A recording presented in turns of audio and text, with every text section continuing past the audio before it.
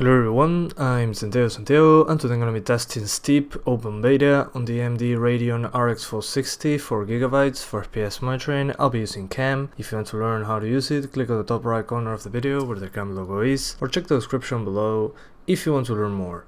So Steep Open Beta, I'll do 1080p, 900p and 720p. To skip to any of those sections of the video, check the description below. So for 1080p, at the beginning I'm trying to get 60 FPS, but I couldn't get a constant 60 FPS on 1080p. On 900p I couldn't either, even at the lowest settings, so I went straight up to a 30 FPS target using higher settings. And finally on 720p, by lowering environment quality and shadows to high, I managed to get pretty much 60 FPS, give or take, with some drops here and there, but it's very smooth. And now I'm going to talk about some of the options that you can tweak in order to get better performance. So first of all, yes, I'm using a controller, an Xbox 360 controller on my PC. That's why the Xbox prompts show up. And I'm going to talk about some of the options you might want to know about in this game. In the options menu, you can see the difference between the graphics settings by looking at the picture at the right, which is awesome. More games should have this. When you just put the mouse over the option and it will show you the difference between the two, so you have an idea what you're doing to the game. The options don't do much to the frame rate alone, so my suggestion is just lowering them in groups if possible. Environment quality is an important one. I suggest lowering that with shadow quality at the same time. So if you're using environment quality on ultra and shadow quality on ultra, just lower them both to high. Helps a lot to the frame rate. Ambient occlusion, we have SSBC or none. If you turn that off, you'll get a good FPS boost. Then we have temporal filtering. Temporal filtering is the same option as on Rainbow Six Siege. It reconstructs the image using 2 of the frames. So you're using pretty much a lower resolution, but you're not really noticing it. I mean, you can notice it if you look for it, but it's very subtle. So I prefer using that than the actual resolution, because the image looks much softer, which in my opinion looks better. And it gives you a good FPS boost and uses less video memory. So I suggest you enable it. It looks good, just like on Rainbow Six Siege. Then on the anti-aliasing options, we have FXAA and FXAA+, not really a big hit to the frame rate. And the multi-sample anti-aliasing, if you're using temporal filtering, you cannot use MSIA, but if you use MSIA, it will be a big hit to the frame rate, so keep that in mind. And finally, we have anisotropic filtering, which is not a big hit to the frame rate either, at least on my end. But yeah, not much else to say. The game runs pretty good on all the cards I tested, but let's wait for the final game to release. It'll probably run very similar since the game's release is very close. The FPS drops I found out were when going close to trees. So when you're very close to one or many trees, you'll see an FPS drop. That's why I started just moving around places that had trees on them. But yeah guys, that's pretty much it. I hope you keep enjoying the video. Thanks for watching and see you next time.